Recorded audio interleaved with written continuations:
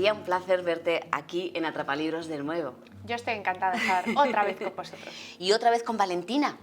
¿Te das cuenta? La he mandado de vacaciones a Escocia. Sí, con esos paisajes maravillosos. Sí, muy evocadores, pero yo tenía un plan para ella. Yo lo que quería hacer era un domestic noir y sacarla de su zona de confort y con ello sacar también a los lectores de su zona de confort, y por eso la deslizo y la mando a un sitio donde va a tener que investigar, pero no va a poder ejercer de policía. Porque claro, va a haber un asesinato, un misterio... O más. O más. Vamos a partir por uno.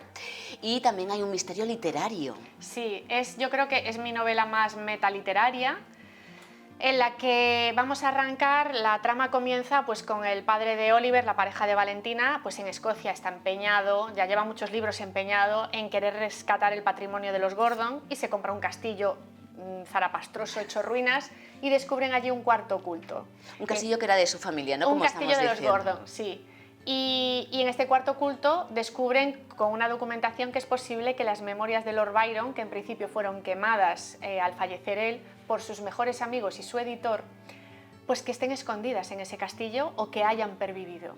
Entonces ahí ya comienza un misterio que también nos va a llevar hacia el siglo XIX, pero también el interés de muchísima gente, no solo por el contenido de las memorias que pondrían para haber sido quemadas, sino también por su evidente valor económico. De hecho, cuando Valentina y Oliver llegan al castillo, su padre tiene allí a los periodistas como locos, un montón de gente, porque la noticia ha explosionado en la prensa y hay muchísima expectación. Claro, esto era lo presumible y lo esperable, ¿no? Pero si te fijas, realmente este castillo, en su fondo original, en la otra voz de la novela, en el siglo XIX, era un sitio pues, que marcaba cierta elegancia, el vivir ahí y tal. Y ahora el padre realmente se los pone a los periodistas, pero él está pensando en hacer un museo, o está pensando algo para los turistas, ¿no?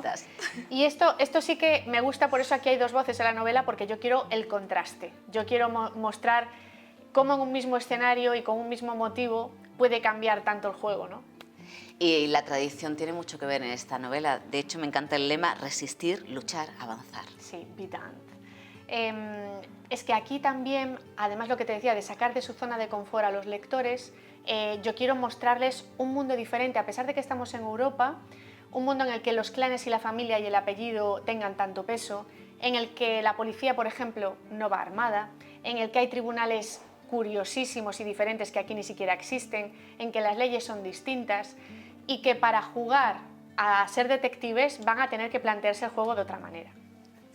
De hecho, cuando decíamos que Valentina estaba de vacaciones con Oliver, también es diferente verla no en su ambiente natural, ¿no? Sino más relajada, más ella, más estar por casa, el domestic noir que estabas comentando.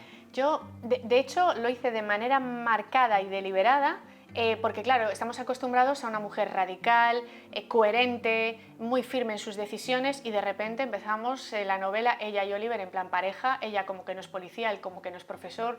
Hazme un selfie. Sí, todo florecitas, todo maravilloso. Y esto no es un retroceso en el personaje, yo creo que es mostrar al personaje en otra de sus facetas, porque si lo meditamos y somos honestos, no siempre estamos alerta. No es lo mismo que estemos trabajando a que de repente nos vayamos una semana de vacaciones a Canarias y entonces de repente pues se te ve jugando como un niño en una piscina, o estás en la playa, etc. Pues esto es lo que yo quería con los personajes, que se relajasen, y de pronto, ¡zas!, sucede algo fuera de tu ámbito de confort, de tu zona de trabajo, y a ver cómo actúas. Hablamos de los clanes, también tenemos que hablar de los Forbes. Sí, hablamos también de esas antiguas peleas y enfrentamientos que me parecen interesantes, porque también nos retratan los siglos, ¿no? Y esto es real, todo lo que cuento histórico, salvo cuando yo digo el apartado de curiosidades que tengo en todas mis novelas, todos mis datos históricos y científicos y forenses son reales, salvo si digo un par de cosas que me he inventado son estas dos, y si no, todo es cierto. Realmente creo que nos retrata, ¿no? Somos hijos de nuestros propios hábitos inventados, de las costumbres que nos dan desde chiquititos, y vemos, por ejemplo, como Oliver también ha heredado esa manía a los Forbes porque le han dicho que son muy malos, ¿no? Y entonces hay ese enfrentamiento constante que sigue generación tras generación. Háblanos de ese otro tiempo donde transcurre la historia, ¿no? Porque tenemos a una pareja protagonista? Tenemos a un librero, Jules Berlioz, y tenemos a una niña bien adinerada, Mary MacLeod, que nos va a reflejar mucho pues, esa forma de vivir en el siglo XIX, que ya todos conocemos de las novelas de Jane Austen, Charlotte Brontë, Emily Brontë, etc., pero que nos va a mostrar de forma epistolar, de hecho de forma deliberada también, la narrativa del siglo XIX tiene un marcado aire epistolar, porque es un guiño a ese tipo de novelas. Es la primera vez que lo haces, ¿no? Sí, sí, y ya te digo, de manera marcada y deliberada, porque yo quería hacer ese guiño a ese tipo de novelas que recurrían también a las cartas, y eliminando pasajes también a propósito, porque yo quiero que el lector deduzca qué ha sucedido entre carta y carta. Cuando una carta está fechada en febrero y la siguiente es en junio, y hay determinados reproches o determinados comentarios, es el lector el que tiene que seguir construyendo la historia y lo hace de forma inmediata, no tiene que pararse un segundo y dice, ¡ah! Ha pasado esto. Y este juego también me interesaba.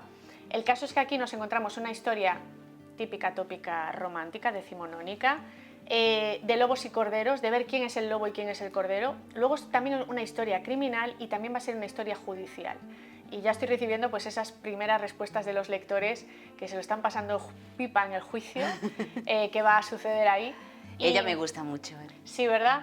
Pues todo esto, por supuesto, hilvana lo que va a suceder en el siglo XXI con Oliver y Valentina, los libros, los buscadores de tesoros perdidos, porque quieras que no, Jules Berlioz, el de la voz del siglo XIX, es un librero, y todo el leitmotiv que vincula todo es Lord Byron con sus memorias. ¿Y por qué Lord Byron? Porque tú dices que siempre tus misterios parten de un suceso real.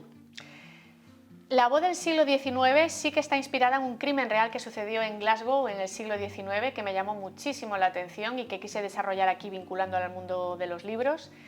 Y Byron, en efecto, es real lo que sucedió con sus memorias, y yo siempre me he preguntado por qué sus mejores amigos hicieron eso, si tenían permiso para eliminar las partes de las memorias que no le interesasen, ¿no?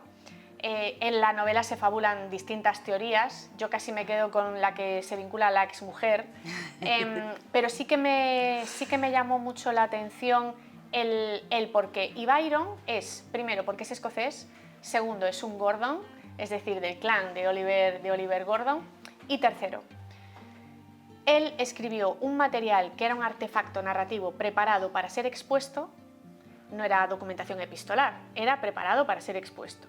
Y fue censurado y fue quemado. Y esto me interesaba. Todo lo que se quema y lo que se censura es un espejo de lo que somos, porque es lo que muestra lo que nos da miedo, lo que nos preocupa. Y por eso hay esa búsqueda de libros que han ido camino del fuego, que han ido a lo largo de la historia siendo ocultos o que han sido censurados de alguna forma. Casi siempre son o los eróticos, los de humor que cuestionan el poder, o las memorias.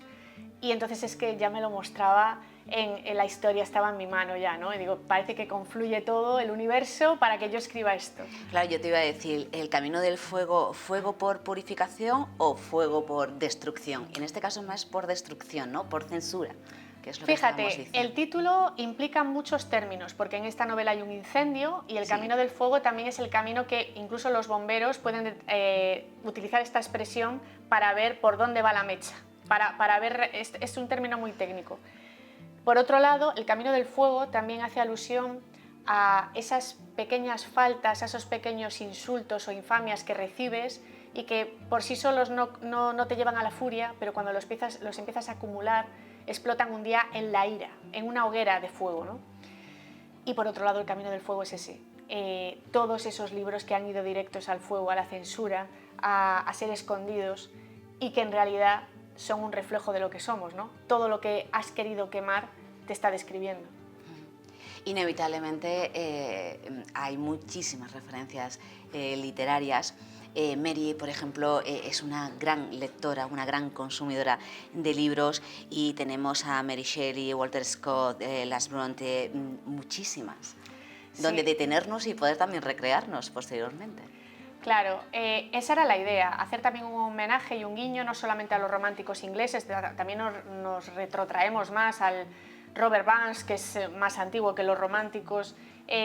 Incluso se cita, en cuanto a libros perdidos, hablamos de otros muchos autores a nivel internacional, pero sí que me interesaba mucho hacer ese homenaje a todos los autores que en realidad asientan cómo escribimos hoy y lo que ha sido relevante destacar en su día, ¿no? Y bueno, como decía Virginia Woolf en Una habitación propia, decía que no existe la obra maestra literaria por sí sola, que realmente es un artefacto que supone una acumulación de intelectos, un pensamiento colectivo que se ha ido sumando poco a poco, y esto es así. Yo realmente escribo porque soy una suma de todo lo que he leído, de las experiencias sensoriales, literarias, etcétera, que he tenido, y tengo el beneficio de haber tenido todo eso a mi disposición. Y gracias a ellos escribo como escribo hoy. No sé si lo he explicado bien. Correctamente. Y los lectores, queremos también poner sobre la mesa, no van a tener en el primer plano a Valentina, que sí, que está ahí, pero en esta ocasión quizás Oliver, ¿no?, esté en ese primer plano que decimos, si lo decimos en el argot audiovisual. Sí.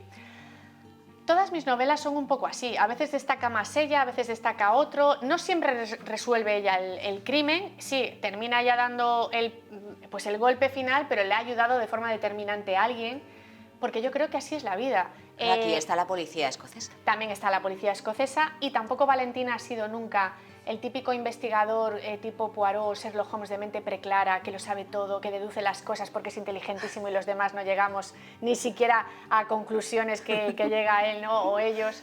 Y ella al final consigue avanzar porque no deja de intentarlo.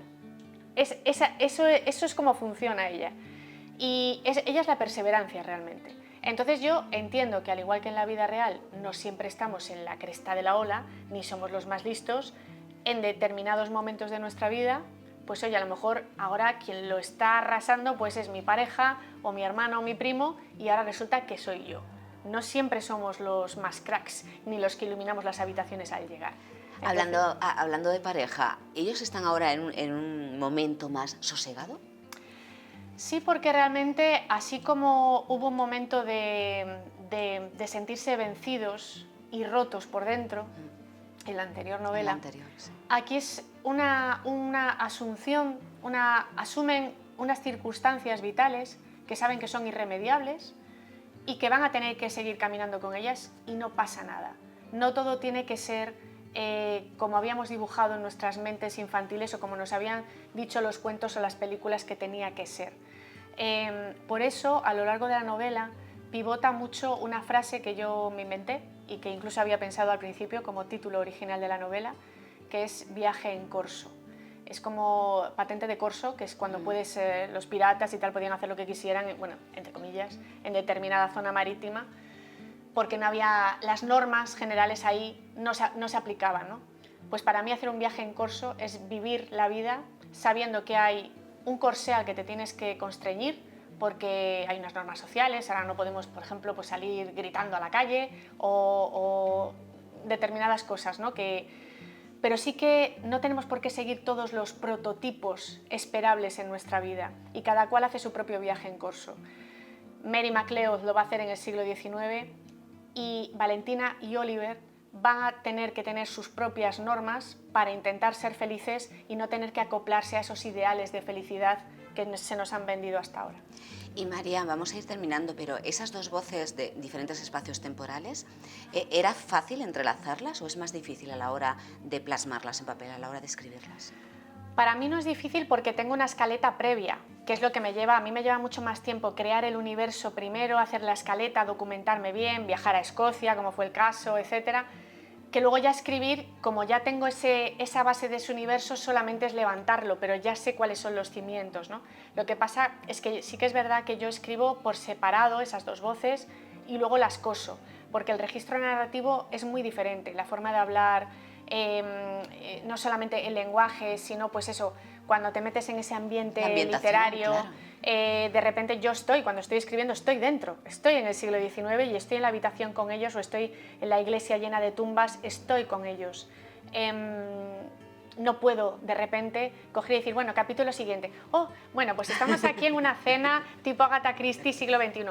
A lo mejor hay autores que lo hacen, pero a mí me cuesta muchísimo. Yo creo que debe ser como un actor que de repente está llorando y le dicen, bueno, ahora haz una escena de reírse. Pues a lo mejor le cuesta, ¿no? Pues es algo así. Cuando iniciaste esta andadura con Valentina, ¿te imaginabas llegar hasta aquí?